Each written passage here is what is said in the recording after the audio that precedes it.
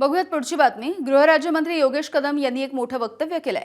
हट्ट केला असता तर मला देखील कॅबिनेटचं मंत्रीपद मिळालं असतं, मात्र कॅबिनेटला एकच खातं मिळतं, त्यामुळे मीच राज्य खातं मागून घेतल्याचं योगेश कदम यांनी म्हटलंय।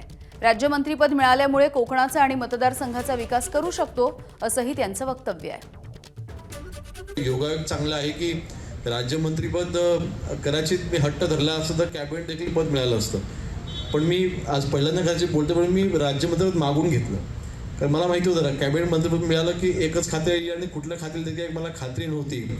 पण जर का राज्यमंत्रीपद आलं तर चांगली खाती आपल्याला मिळू शकतात आणि त्या राज्यमंत्री पदाच्या माध्यमातून आपल्या मतदारसंघात आणि आपल्या कोकणात काही अनेक गोष्टी आपण करू शकतो। एबीपी माझा, उघडा डोळे बघा नीट।